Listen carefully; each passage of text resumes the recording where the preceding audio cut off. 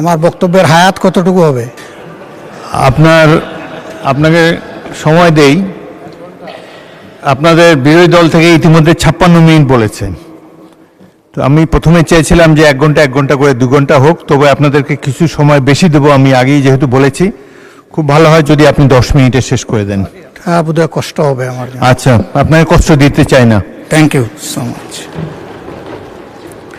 মাননীয় স্পিকার, আমি পুরা সময়টা জুড়ে সমস্ত মাননীয় সংসদ সদস্য যারা বক্তব্য রেখেছেন তাদেরকে সম্মানের সাথে অনুধাবন করার চেষ্টা করেছি। দেশ এবং জাতির জন্য সংবিধান এবং এই সংসদ, আমরা কে ট্রেজারি বেঞ্চে আর কে অপোজিশন বেঞ্চে, এগুলা কোনো পার্মানেন্ট জিনিস না। এই স্বাধীন বাংলাদেশেই কিছু কিছু দল তারা ওখানে বসতেন, আজকে তারা কোথাও নেই। আবার এখানে যারা বসতেন, মাঝে মধ্যে ওখানেও বসতেন, আজকে তারা এখানে বসা আছে। এটাই গণতন্ত্রের সৌন্দর্য। আমরা দলের অভিপ্রায় নয়, জনগণের অভিপ্রায়টাকেই আমরা সম্মান দিয়ে এখানে এসেছি এবং এই প্রস্তাবটা উত্থাপন করেছি। অতি গুরুত্বপূর্ণ বক্তব্য রেখেছেন মাননীয় স্বরাষ্ট্রমন্ত্রী। যেহেতু আন্দালির রহমান পার্থ সাহেব এখানে নেই, এই জন্য আমি ব্যাপারে কোনো কথা বলবো না। উনি ফায়ার করেছেন, কিন্তু কিছু কিছু ফায়ার ওনার ব্যাক ফায়ার হয়ে গেছে।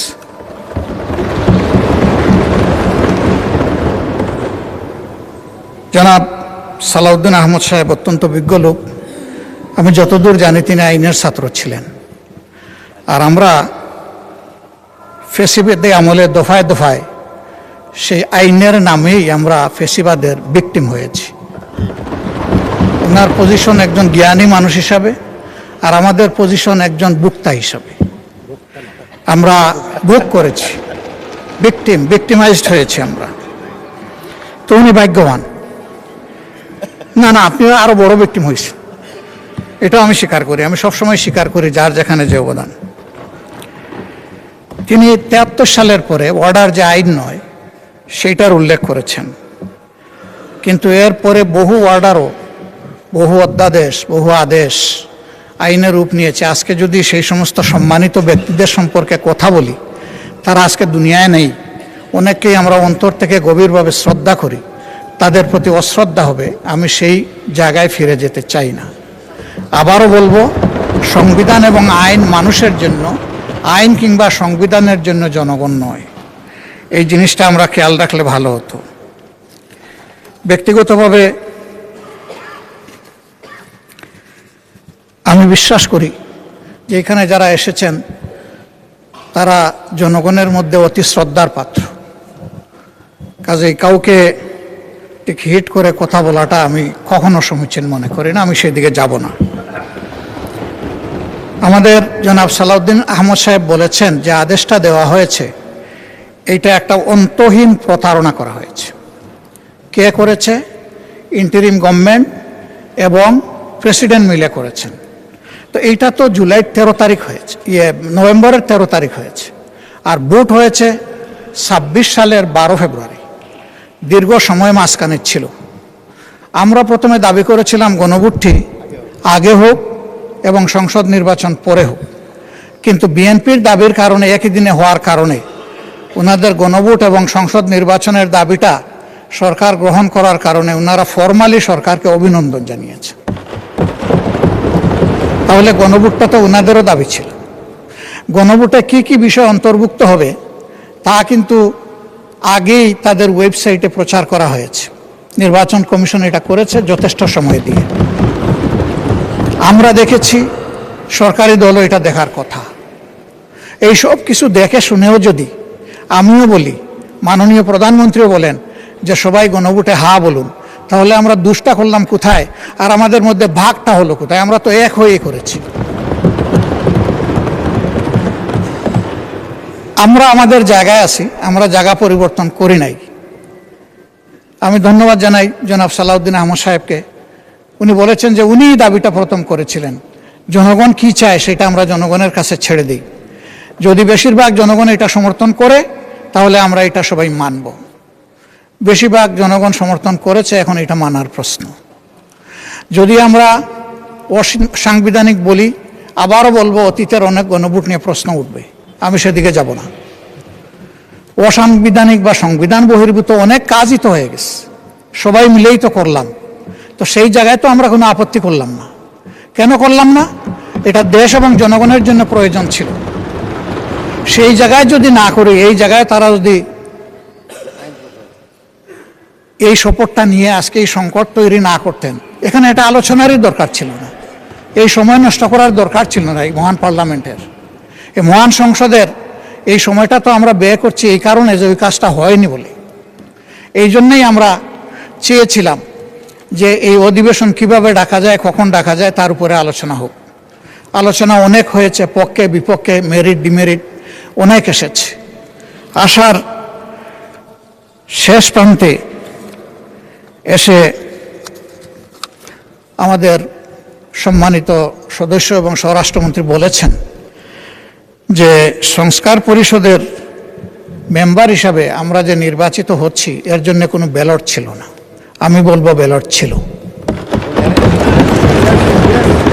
গণভোটের ব্যালটটাই সেই ব্যালট, এবং যে আদেশ বলে গেজেট হয়েছে ওখানে পরিষ্কার লেখা ছিল যে এই নির্বাচনে যারা সংসদ সদস্য হিসাবে নির্বাচিত হবেন তারা একই সাথে সংস্কার পরিষদের সদস্য হিসাবেও বিবেচিত।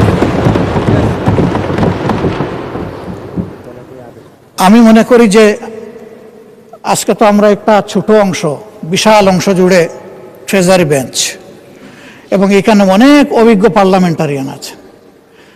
আমি ব্যক্তিগতভাবে একেবারেই পার্লামেন্টে একজন শিশু। আজকে এই পার্লামেন্টে আমার বয়স হচ্ছে 4 দিন, 4 দিনের শিশু আমি। তারা তো অভিজ্ঞ, তারা এই বিষয়গুলো আগে নিশ্চয়ই খুঁটে খুঁটে দেখেছেন। আমি নিজে সংস্কার এর জন্য যে ঐকমত্য কমিশন হয়েছিল সেখানে কোনো মেম্বার হিসাবে যোগদানের সৌভাগ্য অর্জন করি নাই, কিন্তু এখানে অনেকে ছিলেন, তাদের হাতেই তো এইগুলো ফর্মুলেট হয়েছে, ফর্মুলেট হয়ে আমাদের সবার কাছে, জনগণের কাছে এসেছে। আজকে তারা নিজেদের তৈরি করা জিনিসের সাথে স্ববিরোধিতা করতে পারেন না। এটা মেনে নেওয়াই ছিল মহত্বের লক্ষণ, এবং আমি মনে করি রাষ্ট্র দায়িত্ব হতো তাদের, ভালো হতো। শেষের দিকে এসে সম্মানিত মাননীয় সংসদ সদস্য এবং স্বরাষ্ট্রমন্ত্রী একটা প্রস্তাব দিয়েছে। আজকে পুরো আলোচনাটা হচ্ছে সংস্কারের উপর, সংস্কার পরিষদের উপর, এর সভা আহ্বানের উপর। তিনি যদি ভালো হতো এরকম করে একটা প্রস্তাব দিতেন যে এই সংস্কার নিয়ে যে আলোচনা হলো তাকে একটা জায়গায় পৌঁছানোর জন্য আসুন আমরা একটা বিশেষ কমিটি করি, তাহলে that could be matter of consideration. আমরা এটাকে ইতিবাচকভাবে দেখতে পারি, কারণ আমরা সংকট তৈরির জন্য তো এখানে আসিনি, দেশের মানুষের সংকট নিরসনের জন্য এখানে এসেছি।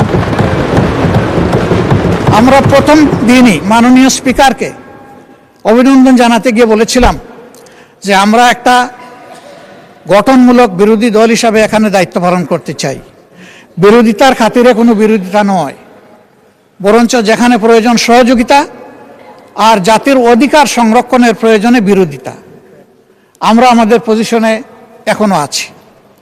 আমরা সরকারি দলকে আন্তরিকভাবে আহ্বান জানাবো যে আসুন, জনগণের বৃহত্তর রায়, যে রায়টা জনগণ দিয়েছে, কত পার্সেন্ট আমি এটাতে আর যাচ্ছি না বারবার, জনগণ গণভোটকে গ্রহণ করে নিয়েছে।